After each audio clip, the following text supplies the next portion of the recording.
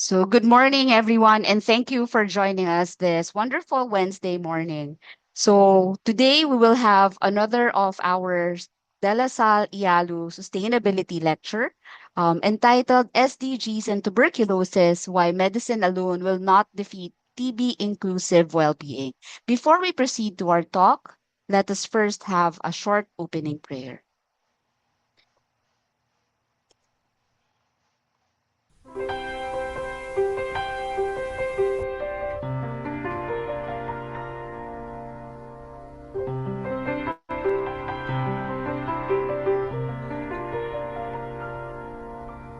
Let me be the change I want to see,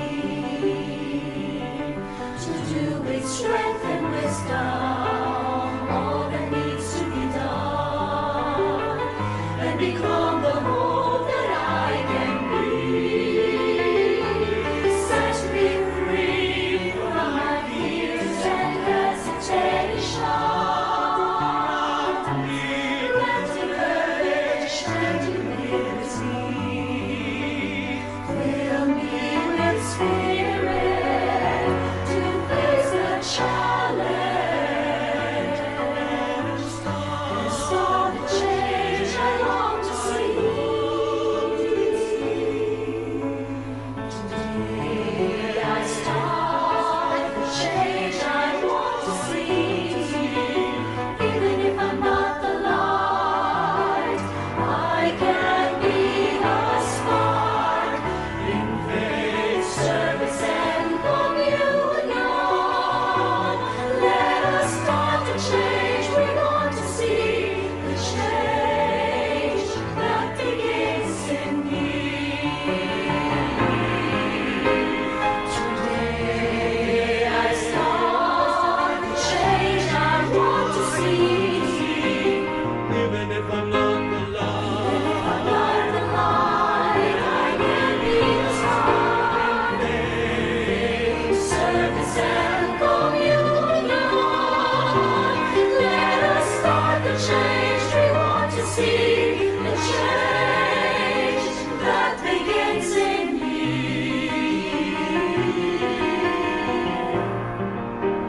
Jesus in us. Jesus in us.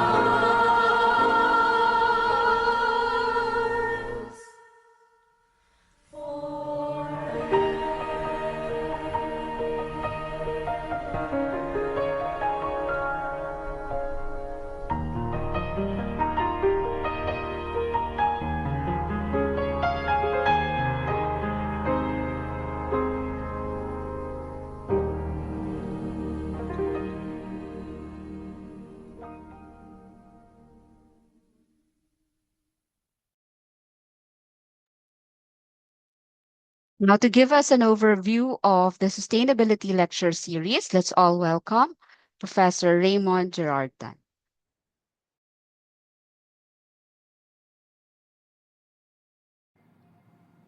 Hello and good day, everyone. It's my pleasure to welcome all of you to this month's edition of the 2026 IALU Sustainability Lecture Series. This lecture series was launched in January of 2021 as part of our response to the need to bring sustainability issues and initiatives to the forefront of discussions within the International Association of LaSalle Universities, or IALU. This lecture series was initially spearheaded by De La Salle University via the Center for Engineering and Sustainable Development Research, and nowadays is organized with the assistance of the University Sustainability Office. The team initially consisted of Professor Dr. Kathleen Aviso, Professor Dr. Alvin Colaba, and Chancellor Emeritus Dr. Carmelita Quebenco, with myself as the initial group that conceived and launched this. We have since expanded the team, and we are joined by Professor Dr. Aris Obando and the entire team from USO, led by Executive Director Antonio Nonoy Maralit, and represented here by Riodel Masilungan. This team hosts this event on a monthly basis, and we draw on resource persons from different parts of the global IALU network. The intention remains the same. We draw on inspiration from Pope Francis's Laudato Si encyclical, as well as the United Nations Sustainable Development Goal, to discuss matters pertaining towards greening the planet to ensure a more sustainable future for its inhabitants. Finally, I wish all of you, once again, a stimulating and thought-provoking event this morning, and hope to see you in future editions of this lecture series.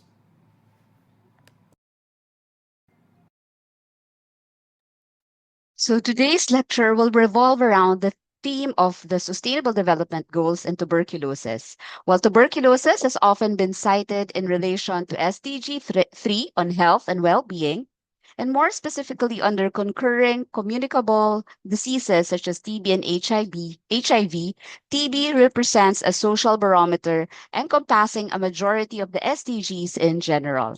So this talk is meant to provide evidence on the correlation of SDGs and tuberculosis beyond health, and give a rationale of how collaboration and interdisciplinary research is needed to develop new and better tools in diagnosis, treatment, shortening, prevention, can lead to defeating the scourge of TB. So we have with us one of our experts in the field here in the Philippines.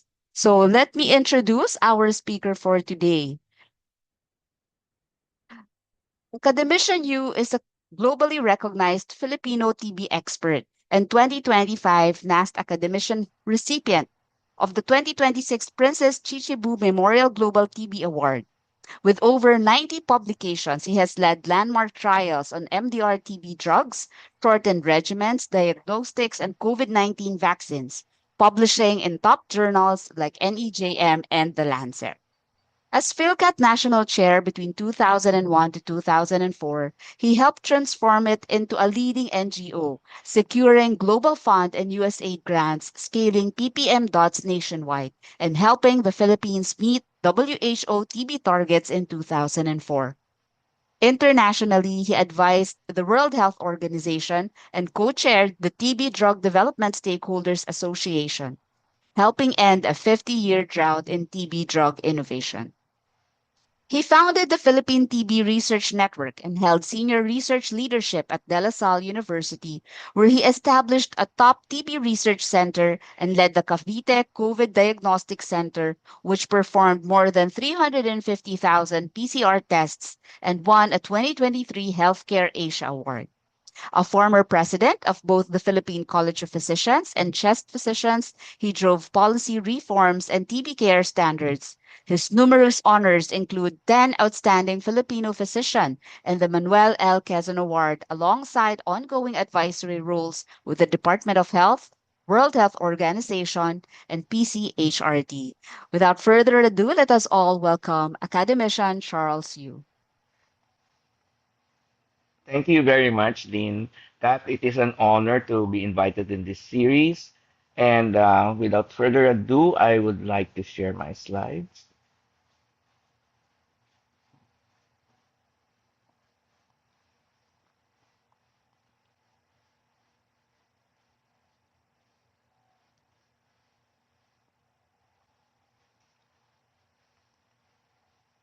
Can everyone see my slides? Yes, we can see the So, slides now. these two bits of news has only happened around 11 days ago, but coincidentally on the same date, June 13th. On the left was a report and radio special of the interview with the PhilHealth president, raising concerns about the rising cases of TB, particularly the more vicious drug-resistant types in the country. And on the right was a website called Ancient Origins, which actually asked or actually called for the possibility that we need to understand its ancient origins for us to defeat the problem of TB. For a long time, it was thought that the human TB actually evolved from crossing over from animals to the humans, particularly the cows with the M. bovis and the MTB being or looking so similar, and coinciding with the domestication of cattle around 8,000 plus years ago. But more advanced genomic studies is now saying that the human TB mycobacteria is older than the one in the cattle, and that we don't understand it fully yet, but it seems that the mycobacteria has been crossing species over millennia between humans and wildlife and animals and back. So we really don't understand this, but there's a lot of fascinating information that's out there. So the focus of my talk is sustainable development goals, focusing on TB, but why medicine alone will not win this battle. These are our general objectives. I'd like to provide an overview of the SDGs and TB, provide the current evidence on the correlates and social determinants on TB, showing that TB it cannot be defeated by just understanding it as a biomedical condition.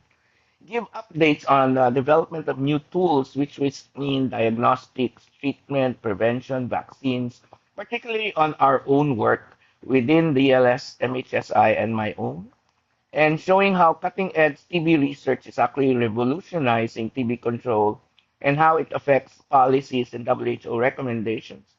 And to give a sample of interdisciplinary research work on such projects such as AI, the use of cough and lung sounds, biomarker research, molecular epidemiology, and the possible collaboration across disciplines, including the understanding the ancient Filipino TB lineage strains, and finally conclude with my own personal thoughts on this matter. I have no conflict of interest in the products that will be presented, although I am currently a member of the International R2D2 TB Advisory Network and the Report International. And I continue to sit in the USTPCHRD.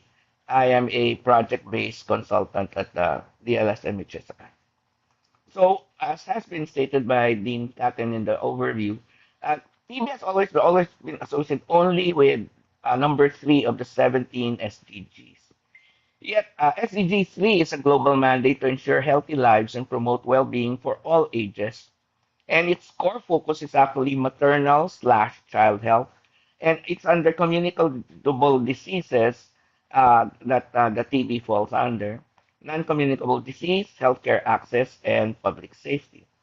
As I said, fighting communicable disease, that goal is by 2030 that we should end or see the end of the epidemics of AIDS, TB, malaria, and other neglected diseases, and to include combating waterborne hepatitis and communicable diseases. If you put that into solid numbers, this is from WHO, you have 1.3 million people newly infected with HIV in a year, 282 million malaria cases, almost 11 million TB cases in 24, and 1.4 billion in the neglected diseases. In particular, in the Philippines, TB is a critical public health emergency, ranking among the highest per capita globally. And achieving the UN SDGs means that we need to cut the new incidence of TB by 80% by 2030 and reduce TB related deaths by 90%. And that no patient's household will face catastrophic costs. Because TB is heavily tied to living conditions, addressing it requires a local multisectoral approach aligned with specific other SDGs. And in particular, for SDG 3, the primary goal is really to end the epidemic using two major tools: universal health coverage and active case finding using the new tools that we have. So even though I mentioned it in the according to SDG 3, we need to look at others, and I'll just cite a few examples, particularly the interlink number one, which is no poverty, number two, which is no hunger, number 10, reduce inequalities, and separately partnerships for goals. For example, in the areas of no poverty, zero hunger, and reduced inequality, this is a major landmark study done in 2020 and in the year 2000 by the late great Professor Thelma Topasi and published in the International Journal of TB, which is basically the Bible of people working in TB. In this first ever published work with the colleagues from TDF in Makati, they actually showed that the predominance of TB is in not just in poor communities, but in particular the urban poor communities of the Philippines. Fast forward to this year in 2026, DLS MHSI's honorary research professor Maricel Blair, who is one of the proteges of Dr. Tupasi, published this work again in the same journal on undernutrition assessment and nutrient intake, and actually showed that among the participants, 88% of the TB patients were malnourished, with 85% being classified as mild to moderate and 3% being severely malnourished. Their findings actually provided evidence that it's not just the treatment of the disease that we need to address, but actually more nutrition, supplement, and actually it will improve outcomes. In fact, in a comprehensive literature review by Keveletine in 2025, they identified these particular risk factors as a prognosticator of poor treatment outcomes. Low BMI, unemployment, presence of comorbidities such as HIV and diabetes, smoking, alcohol abuse, personal behavior, gender, and geography. In particular, BMI has been a poor correlate of outcome. The lower the BMI, particularly the cutoff of 18.5, correlates with deaths and poor outcomes. And the higher the BMI, in fact, per unit, actually increases survival as well as improves outcomes. This is actually affecting clinical trials because of some of these studies, many of the new drugs are excluding people who are malnourished and who have low BMI, which is actually ironic because this is the target of the new drugs for MDR, TB, and DSTB. So it's a little uh, a conundrum in a way. Malnutrition leads to TB, and the TB also leads to malnutrition. This is a heat map that I got. One on the left is talking about the underweight, and if you see the more concentrated orange, dark red, this is where it's deeply affected. And on the right is the latest quarterly surveillance on TB. There, if you actually look the ones in particular, Palawan, Mindoro, Samar, and Leyte, actually there is some interchange or correlation, but it actually just explains that it's not merely nutrition that is a source of the or a particular risk for TB. In 2000, I was very lucky to work with a group of fine scientists, and we formed a small group called the PPM subgroup under WHO. One of my colleagues, Professor Lonroth, is now teaching at Karolinska Institute, but I was privileged to be his friend and colleague. And his work has been really to delve into the socioeconomic risk factors to the point that these factors have now been identified with this name, which is the Lonroth TB factors. Same under nutrition, tobacco smoke, diabetes, alcohol use, and of course, HIV. He actually won the Chichibu Award in 2021. But I also had the fortune of meeting this very famous author who was popular with many of his books, particularly The Problem with Our Stars, which became a Netflix series. But then he became obsessed with trying to inform the world of the importance of TB and wrote this best-selling novel, Everything is TB, talking about the story of Henry Ryder, who you'll see is in the lower portion who survived a severe form of tuberculosis in Africa. And this is his story of the development of new tools and how it saves lives. I have been always prophesying in the last decade or so that we are seeing a new type of TB in our country. In my clinic, I see one or two TB new cases every clinic day. We are increasingly seeing younger TB patients in their early 20s, 30s, and even teenagers with no obvious risk factor who are the TikTok, Instagram, YouTube generation. The Starbucks coffee generation, the vapors, alcoholism in the young, and the obsession and the desire to be the thinnest of the thin harkens back to the consumption days which John Green was actually talking about. TB has not always been the disease of the poor. In centuries ago, it was the disease of the rich. I think the no sleep generation, coupled with the rise of the comorbidities, is giving rise to this new form of TB. So Let me now go into the reduced inequities and marginalized groups.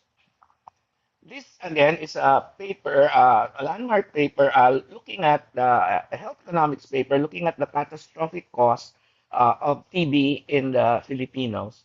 So we also did a simultaneous study in Cavite when we were doing, and we actually published ahead of them. But let me just quickly go through some of the studies. Who is the typical TB tubercular? We call it the TB patient. He's usually 2 out of 3 times male. His average age is 40. He's a high school undergrad. He lives in the urban poor communities. He's usually a non-breadwinner, and if he does have income, it usually ranges from $206 to $246 per month. This was published in PLOS. More so, 42% of families suffer from catastrophic costs, meaning to say 20% or more of their household income goes to the disease, and almost 90% among those suffering from DRTB. And the breakdown of the cost, if you look, is there's a pre-TB diagnostic the diagnosis cost, there's a post-TB diagnostic cost, there are non-medical costs, including travel, accommodation, confinement if you need to. And let me just go quickly. In this case, income loss is a major contributor to urban poor, drug-sensitive TB here. And the direct non-medical cost is the major contributor for DRTB. We also do the study with colleagues from the Liverpool School of Tropical Medicine around 2018, 19, and 20. So we published again in the International Journal of Tuberculosis, and we actually showed that the mean cost for TB it was $321 and almost 129,000 pesos to actually treat TB together with all the other costs attendant to getting patients to be cured.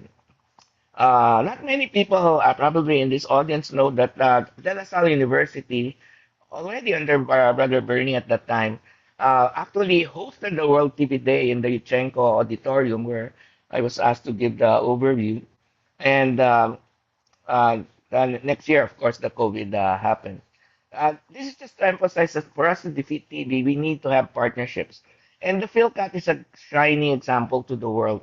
I was chair 2001 to 2004, and from that time, a lot of other coalitions bloomed in Indonesia, Cambodia, Russia, Vietnam, and other countries where there's high burden TB, Pakistan, and they actually came here to learn about what was PhilCat.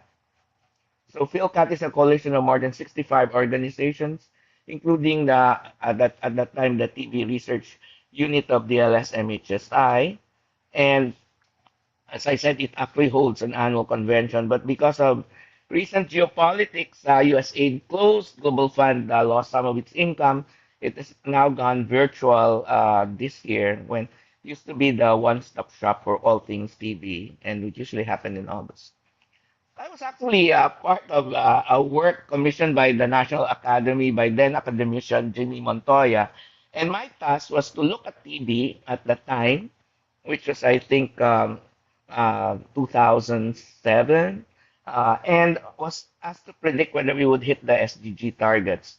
So at that time, we didn't have AI tools, etc. But this is the table that we used, and I actually correctly predicted that we would achieve the SDG targets in terms of reduced incidence, reduced death, and reduced prevalence even at that time. And we did just basically use basic biostatistical methods to project what actually happened. I got this from a colleague in Japan who works with another study, and he has this nice term called syndemic.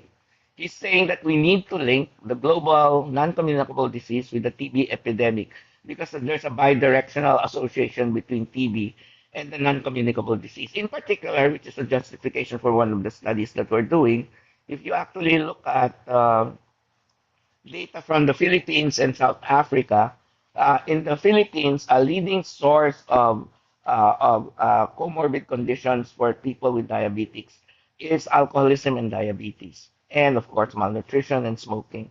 In South Africa, obviously, it's HIV.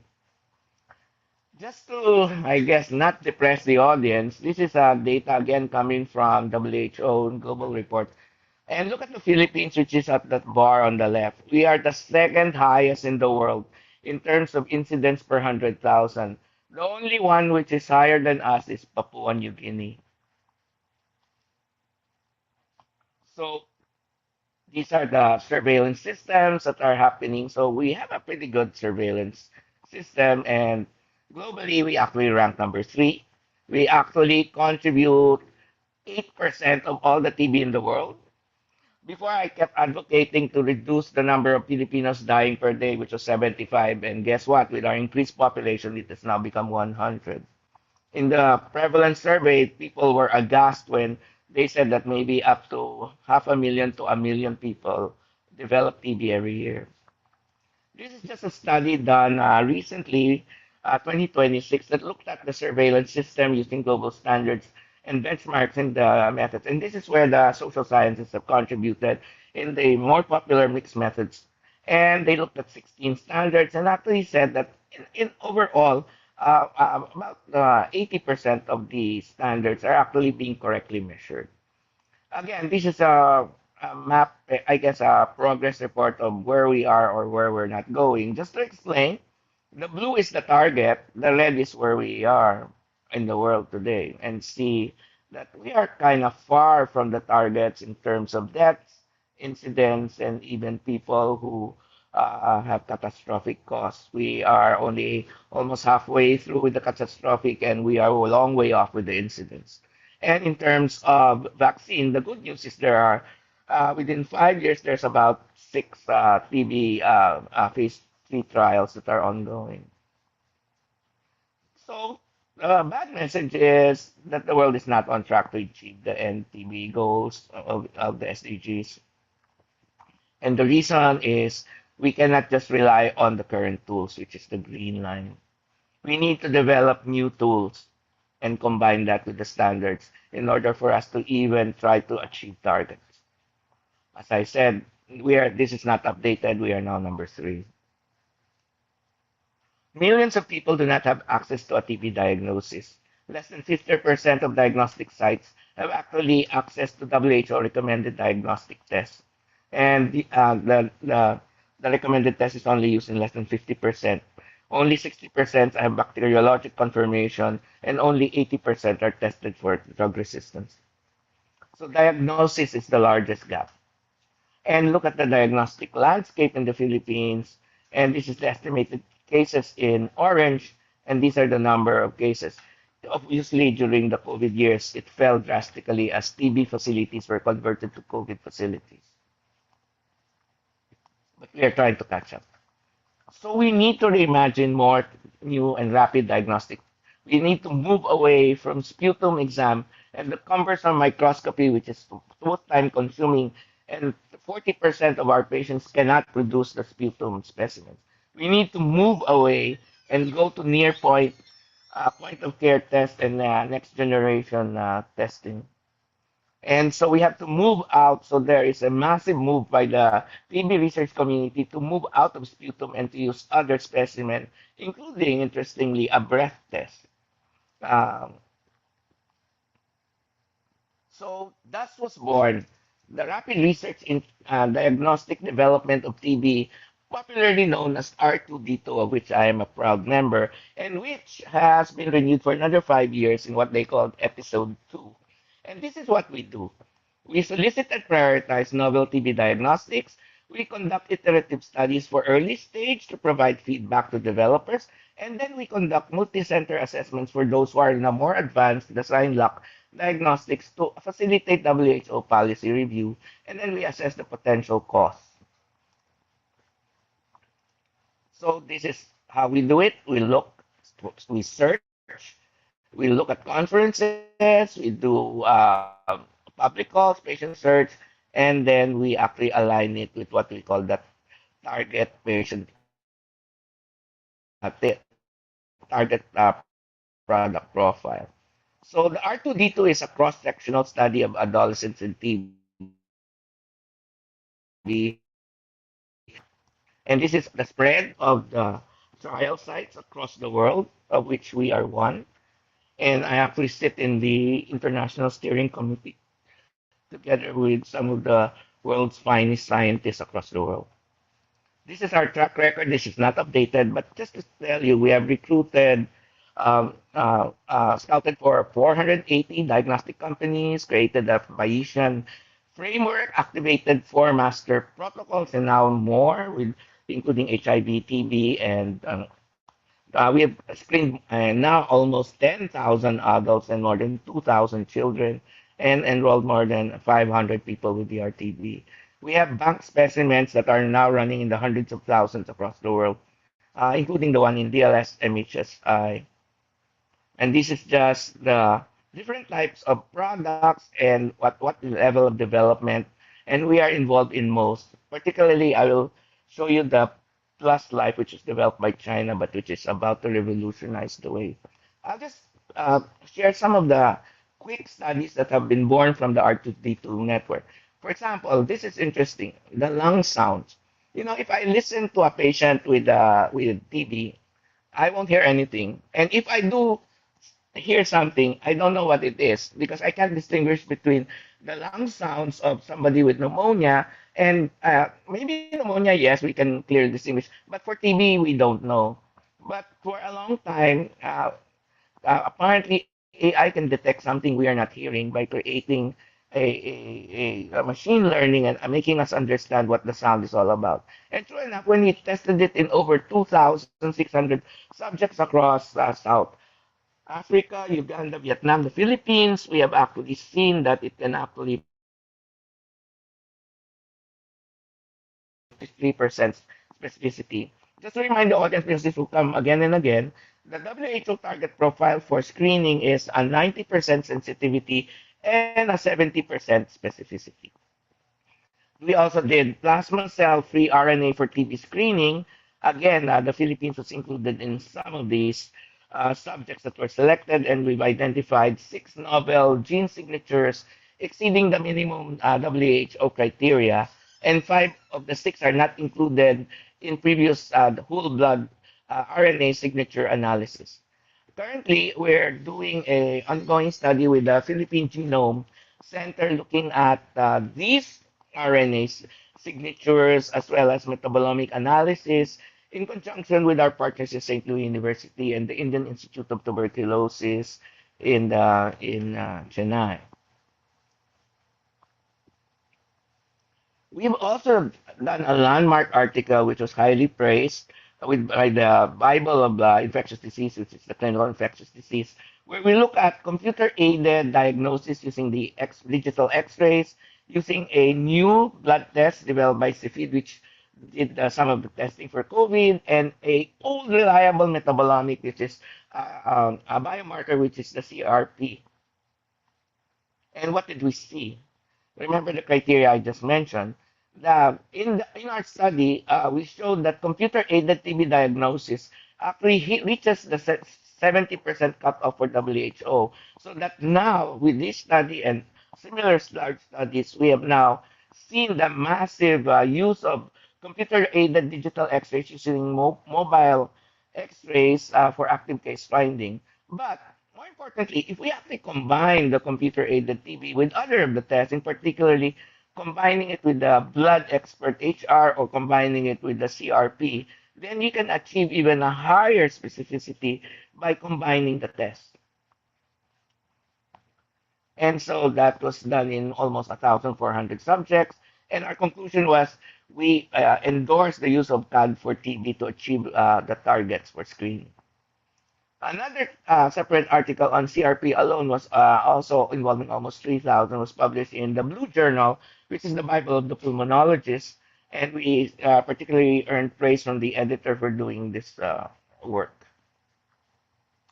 One other thing that is interesting for this talk is a method this combines the qualitative social sciences with the health sciences, which is the discrete choice experiment, combining the qualitative and quantitative aspects of analysis. And we are now using this to, we have always been doing tests and treatments, but never asked the patient what do they truly want. And so this, again, study published um, um, recently has actually seen that these are what our patients and future patients want. And this is what the AI said. So I'm very happy to see my name being cited in this DCE. So what patients want is libre, no cost. Or if it does, if you do charge $2 to $4, it should have a high diagnostic accuracy. You should get the results within 15 minutes. And that's important whether it's in the hospital or in the barangay or in the home or whether it's swab, sputum, or some other specimen. It's not that important to them. And let me go to, I guess, something that came out this year, which is the tongue swab study. We call it the TSWAY, funded by the Gates Foundation with UCSF and partners in the LGUs. We presented this, and just to show previous work done in Uganda and Vietnam showed that the tongue swab can actually be used instead of the sputum with a sensitivity of 85 and 100% specificity. And so we now combined our data with our partners in R2D2. And if you look at these results, the mini doc using the tongue swab compared to the standard sputum swab could hold its own. And we introduced the term of yield. Of course, we're always been using Sensi and Speci, but if you have a high Sensi and Speci, but you only get it in 50% of patients who can produce sputum, you miss out on the 50 who cannot. And so the yield actually reflects the increased number of subjects that can be diagnosed because they can produce the specimen. In this case, the swab can be done in all subjects. So we looked at this. We looked at the possibility of increased yield, and we did this in four areas in Cavite, particularly Dasma and Imus. And we looked at patients with these risk factors as well as a positive symptom score, exclusion criteria. We did recruitment by looking at sputum and swabs. And this is basically a simple explanation of the new test, which is no bigger than a cell phone and just needs to have something to lyse the specimen, and you can get the results in 30 minutes. And these are the results across the three major countries. Our cohort had more children than the rest because children cannot produce sputum in many cases. Okay, but more or less, look at the age group, us, 30 years, plus minus 22.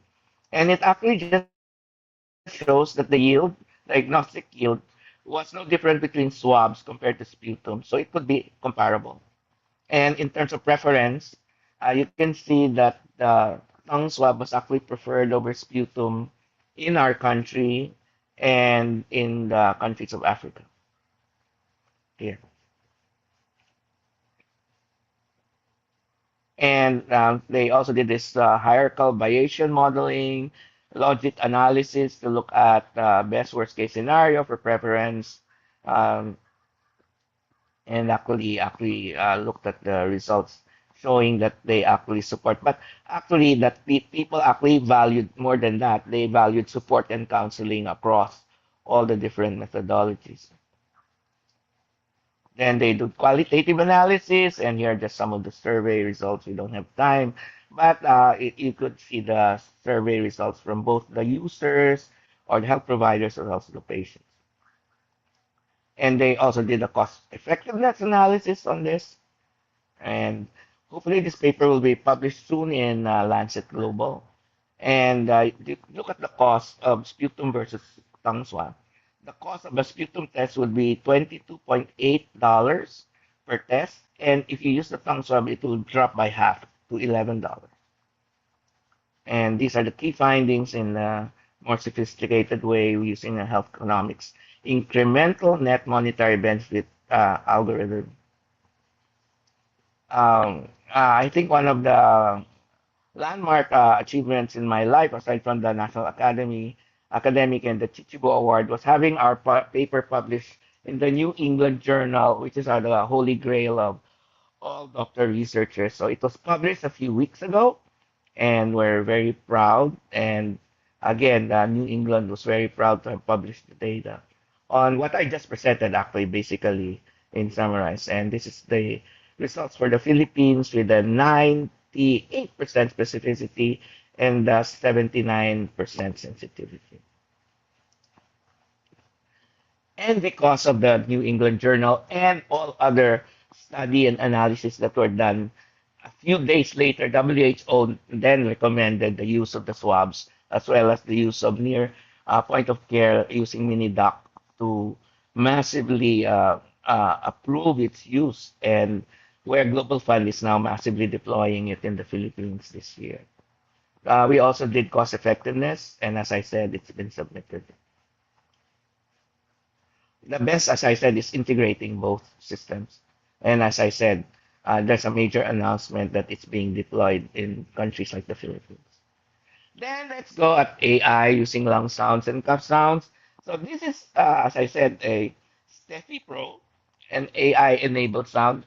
These are the new versions. These were the old versions, and this is where we were doing. We were recording the lung sounds, and uh, surprisingly, the area of the under the curve is also very good, and the sensitivity is 86% with a specificity of 55%. The other one is cough sounds. This is published in our textbook of pulmonary medicine, but we never really thought about it. But then this is again being used to record. Again, we cannot distinguish between one cough or another, but the AI can. And so we wanted to see if it can be used for both diagnostic and follow up. And so this was a prospective cohort study in R2D2, again involving the different countries and looking at both TB and non-TB.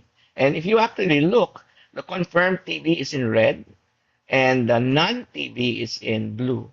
And actually, the median cough per hour was actually declining with the treatment in TB, which we usually see in 2 weeks. And the largest decline actually happened among TB patients. And so this was just the confirmed TB count and the non-respiratory. And as you can see, the conclusion was it can be used to actually screen patients for suspect TB. And we again published this. I was last author in this paper in the International Journal in 2023 using continuous cough monitoring and again using smartphone-based AI to transform cough into a subjective symptom that could be evaluated. And this is the latest version, which is now an app that you can download for free for this study. And these are some of the results they were showing their website to distinguish TB, COVID, and even pneumonia. I would encourage LaSalle colleagues to look deeper into this and maybe we can do some collaborative project. I presented some of the work in Korea and including again, this was funded by the Korean CDC and we looked at biomarkers. Just very quick crash course. For a long time, we thought you had TB and no TB, or you had this a stage we call latent TB infection. You had no symptoms, X-ray is normal, but your skin test or blood test was positive. Yet now, increasingly with the better understanding of the pathophysiology of TB, they have now understood there might be another phase called subclinical TB that can also include things like incipient TB. And this is where actually the biomarker research, do we target these people? Who do we target for vaccine? We cannot target everyone because that would mean trying to inject billions of people. So maybe they're saying that maybe we should target using biomarkers of specific type who can predict who gets TB and those who are protected. So we have called those who are never, even if they sleep in the same bed as a highly infectious TB, why are there people who never get infected? We call them the resistors. And why are they those people prone? So there's been literature published on particular types of biomarkers in TB, in particular IP10, IL1RA. And now with Chinese colleagues, we now understand TB better at a molecular level. So the ones in circle are the ones we studied in the Korean funded research in De La Salle. And we look at this. If you develop TB, if you get exposed to TB, the following things can happen. You may recover there over that route.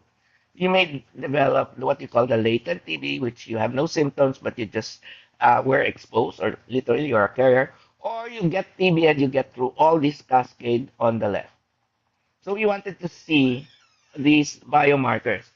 One thing complicating TB is a biomarker may be good in a certain phase in the defense against TB and becomes the enemy when you already develop overt TB. So it's so complicated to study it. And these are some of the terms here which probably our scientists in the audience are better able to understand than me. But these are some of the things we looked at. And these were some of the like literature review of the cytokines and chemokines infected, particularly the ones in circle.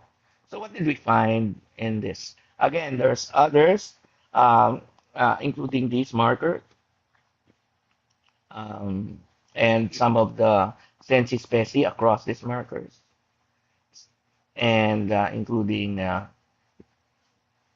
so we looked at this. It's under the umbrella of Report International and in partnership with Dr. Alejandria of the now the executive director of NIH with PCHRD. So we looked at to see if there were specific cytokines or chemokines that would actually define who develops TB, who gets protected, and who are prone to develop MDR-TB. And so we looked at these sites. We gathered the specimens in both Laguna and Cavite. We had two cohorts, one with active TB, uh, drug sensitive in UP, drug resistant in LaSalle. And then cohort B were those who were exposed in their household. And we looked and stored specimens in the sputum, saliva, urine, whole blood, uh, PBMC, plasma, packaging. And this is the method that we went. We actually followed them up for 2 years. And these are just so these are the cases on both institutions, and these are the number that was involved in this study. Okay, so we had active TB cases, latent TB, and those who are household who are cohort B but are healthy. And we actually use these methods for analyzing.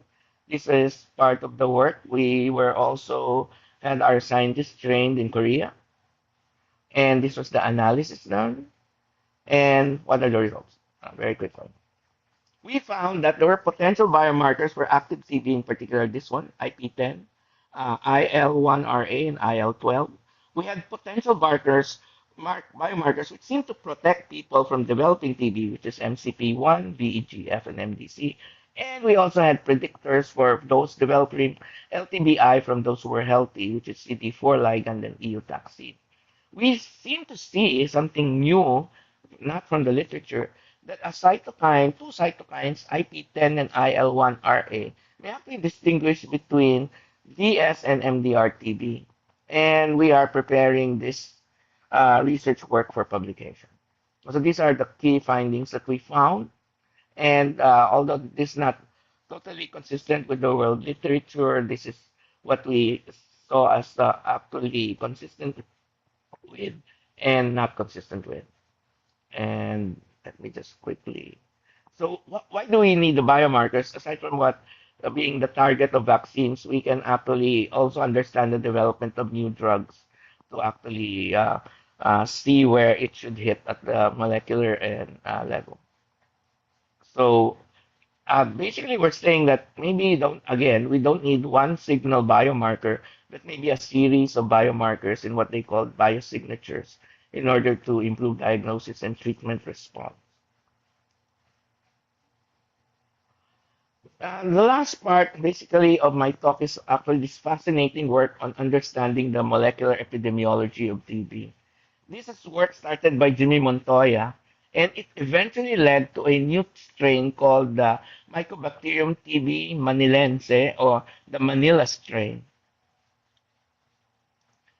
So this work was also studied very intensively by our colleagues, Professor Sebastian Gagnon, who is the world authority on this, and PhD now graduate Dr. Venus Ross from UP, who is now teaching in the Swiss Tropical Institute under the TB Ecology and Evolution Institute. Just very quickly. So uh, the MTBC lineage 1 is the most ancient among all the more than dozen lineages in the world. Okay? And we need to understand this more in order to understand why TB has persisted over the millennia. So he published this, he presented this in his inaugural thesis, and we helped in the work. And this is some of the highlights. Lineage 1 is the one in pink,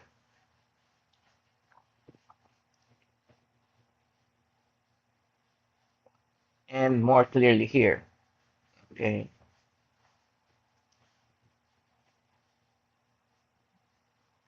This is a fascinating study because Professor Connie Ang of UP was able to preserve specimens as old as the 1990s. So we were able to get from various sources the De La Salle PCHRD funded Coach project, the two national surveys on drug resistance NTP, and the ones gathered by Professor Ang. So we were able to see samples from 1995 all the way to 2021. So what Professor Venus Rojas did was analyze aliquots or supernatant, even frozen water with tidbits of TB and try to ask the question, nagbago ba ang TB over the past 3 decades? And her answer was no. It has relatively been stable over the last 30 years.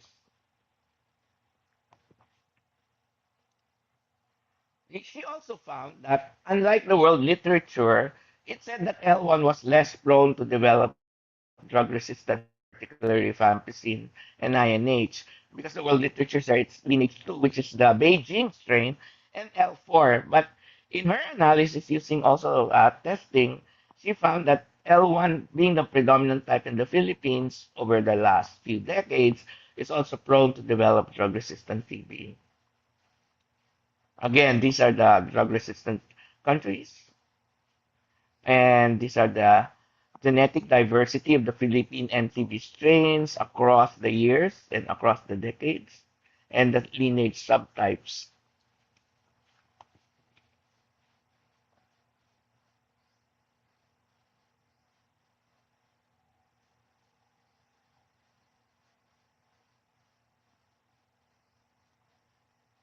So the summary of our study is that MTB population structure has been stable and L1 predominates, except maybe in specific isolated areas where there's an increase of the L4 strain.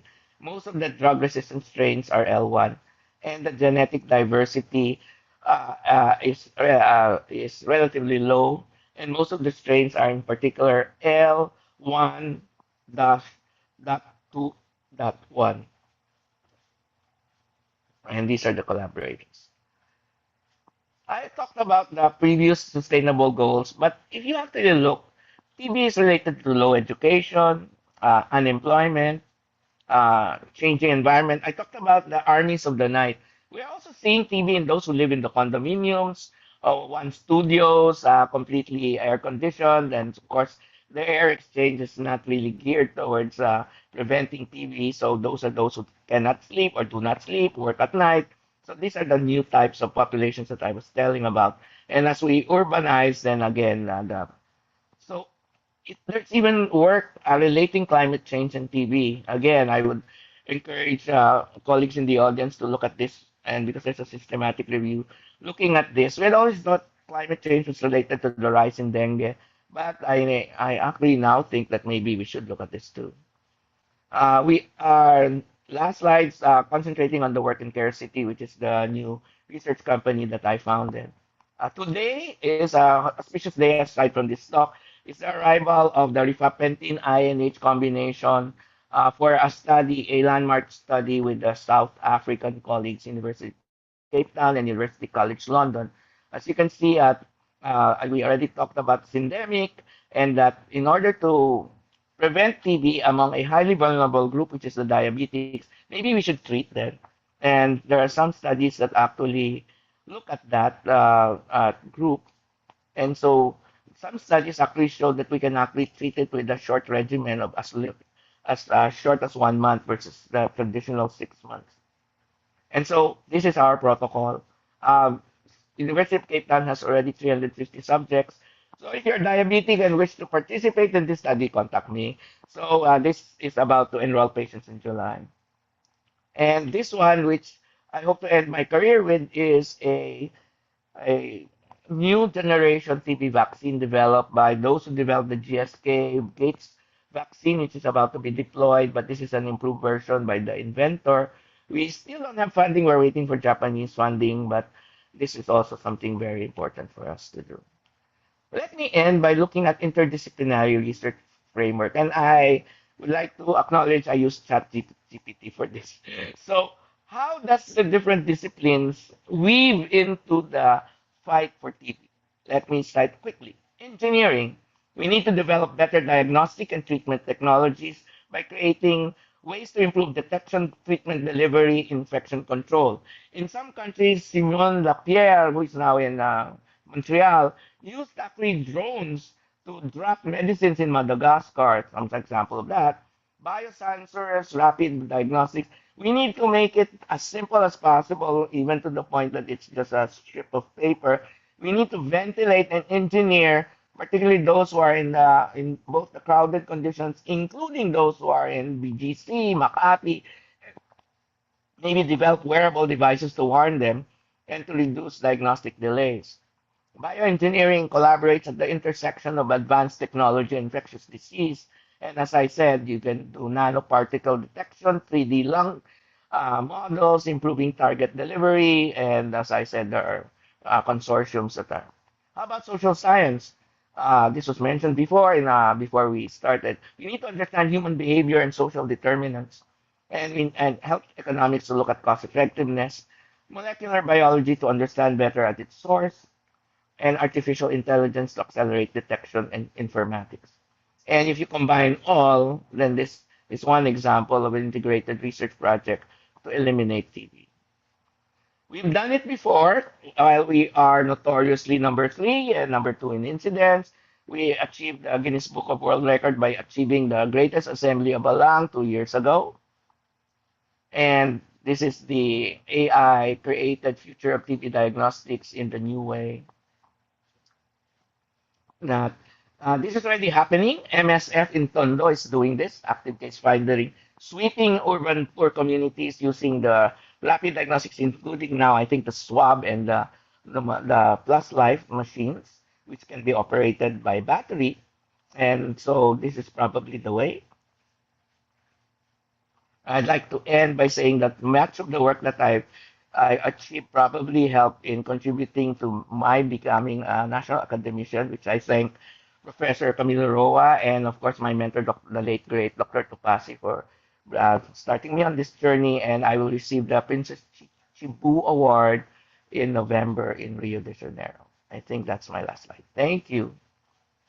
Thank you so much, Academician Charles, and congratulations on that award. Yeah, so I invite our audience to type in any questions that you might have. But we do have one question already from Dr. Tan. So his question is, are there regulatory hurdles to the use of new diagnostic tests? Or do doctors have the option to use them in their practice? Let me answer that in a general way before yung practicum. Uh, we currently are on episode 2 of R2D2, which are using new diagnostics. And just to be honest, our main hurdle is getting the devices to the MHSI TB lab. We are always getting problems with customs asking what this device is. We Oh, once threw it to DOH, to their Bureau of International Relations. They threw it back at us. The problem is our regulatory framework is not yet ready to actually accept new devices and say that there is no evidence yet because we are gathering the proof of concept I or see. proceeding to phase 1 and 2. Okay. And the FDA and I keep asking us what is the evidence, thinking it's already marketable. So then Uh-huh. shifting to the commercial use, it takes a long time. Like the mini doc is already available. You can actually buy it if you're a private clinician. But then you still need people to run it and train it to run it. So I guess the best way is to find a device that we can put in our clinics. And once we diagnose them, most likely active TB, then refer them to the system, to the network, which is actually in place. There's a AI information system, but it's bogged down by slow internet in the DOH. Okay, thank you for that. The next question comes from James. So, from a sustainability standpoint, did the evaluation of urine-based antigen tests factor in the reduced burden and risk of biohazard waste processing compared to the traditional sputum? Wow, very, very loaded Oo question. nga. Um, the urine is an easy sample. Everybody has a urine, Yes, no? But for some reason, apparently, it has not passed the WHO target not yet. profile. Okay. So, maganda sana yun for children. And then, of course, yung waste product, then maybe Raymond is in the best, better position. I don't know if they actually looked at that. Okay. And I think that is an important point. With all the technologies, di syempre, maraming mga kits, maraming mga samples. What happens when you dispose the hazardous waste? And that's an important thing to look at. Because as they deploy thousands of these machines, and thousands of these swabs. So where will they go? Kung sa pinakaliblib na lugar yan, paano mo siya i-dispose? Because Yeah, obviously yeah. they're still infectious specimens. Yes. So that's an important issue. Another topic for research. What is the waste product cost to these new technologies? Nice question. Yes, okay. The next question comes from Guada. So, despite the availability of affordable screening tests, what are the barriers that lead to the delayed or missed tuberculosis diagnosis? And how can public health interventions address these challenges? This has been long studied, even Mm-hmm. in my early years. Early studies came from India, and then we did a lot of studies. And I think academician Raymond mentioned it. It's a behavioral thing. There is so Mm-hmm. much stigma still Okay. attached to TB. And then Yeah. they don't think TB is a problem. I have bank managers saying, problema pa ba yan? And as I was Yeah. sharing, a million Filipinos develop TB every year. And it doesn't choose ang tingin nila yung mga payat, but it's Uh-oh. actually hitting diabetes or on the obese side. So the largest barrier that I saw in the analysis was the stigma factor. Ayaw Okay. nilang masabi na may TB sila. In fact, I get into some sort of fights in patients in the clinic because a lot of TB are asymptomatic, natutsambahan lang siya from a screening x-ray, and they refuse to accept that they have TB because they have no symptom. Large surveys across this part of the world are showing up to 20% may have no symptoms and will still be identified both clinical response to treatment and then microbiologically confirmed by culture and other rapid tests. So I think a big factor is um, stigma, but another factor is napuputol yung gamutan because once they feel well, they Okay. refuse to go back. Yes, So yes. now MDR is being brought to the home, but that has its consequence kasi yung compliance drops. So use AI tools and monitoring using devices, the phones, the smartphones to monitor. They even have magic pill boxes to monitor whether you're opening the box. But the wily Filipinos finds a way to tapon the gamot and still open the box. So parang may mga problema pa rin with the compliance. So Okay. sometimes the answer is not that simple. It's a mix. It's a mix. There have been studies of why don't you seek treatment? And unfortunately, ang dami pa rin patay. As I said, 100 Filipinos die of TB. When this disease, you Yeah. should not die. Oh. Curable. It's curable. Yes, yeah, and we see some patients too late. We have some trials within 1 week of entry of a new drug that works miracles. They're dead in 1 week, 2 weeks. Too late, the hero. I So see. we need to have and we poured millions of dollars with USA to try to change health-seeking behavior. It hasn't worked. Thank you. So, yeah, we'll have a couple of more questions. So, for those who have additional questions, please feel free to send me an email so I can forward your questions to Academician Charles. But let's have two more questions. So, the first one comes from Margel. Actually, she has two questions. The first one is, Is there an existing reliable diagnostic device for incipient TB? And how about for latent TB? And are these available in the Philippines? So, what do you think are possible high impact research topics that can be started by medtechs or biochemists in relation to this? Let me answer the first question. Latent Mm-mm. TB, there's a test already available. For the longest time, in the Philippines, they use the skin test, but results have actually shown na mas reliable yung blood test called the IGRA test. Mhm. And that's the one we're using for our balance trial. So that has a very, very high sensitivity speci. It's more accurate than the PPD. And unfortunately, because of cost considerations, ayaw pa rin tanggapin ng maraming even Filipino researchers na they want to stick to PPD. But all over the world for the vaccines, they want IGRA, the blood test, which has like a quantifiable level to test. There is no existing reliable diagnostic test for incipient TB. I was saying for a classic understanding of TB, it is always normal person, latent TB, no symptoms, and then TB. And so now they inserted subclinical TB, of which some people want to put incipient TB as one other category before subclinical. So subclinical minsan may X-ray finding pero wala pa ring symptoms. But it is not accepted by all experts all over the Mhm. world. So this is where biomarkers research is focusing on. Is there a way we can distinguish between latent TB and the subclinical slash incipient so that we lower the target for vaccine instead of trying to inject billions, we can inject hundreds of billions. But there's a health economics analysis. If a perfect vaccine were done tomorrow, it will take 10 years for its impact to be felt. Yeah, And unfortunately, the best vaccine aside from BCG is only 50% effective. I see. And then can you recommend any research topics for medtechs and biochemists? Okay. Um, because there are so many tests now happening, it would actually be good to actually compare head to head kasi may mga iba ayaw nila for I guess their own corporate reasons they don't want to compare themselves to a new test. So there are a few tests that compare magkakalaban. For example, the Plus Life has an Indian rival called Molbio. So, kukunti yung studies na nagko-compare sa kanila head-to-head. Ngayon pa lang lumalabas. That's one that we have that is in the process of being published.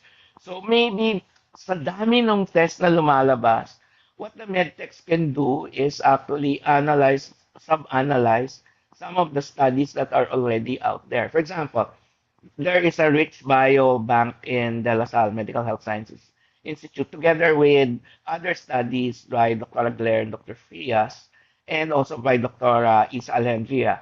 We have one of the richest biobanks of patients with TB, MDR TB, household contact, we are following up, and latent TB.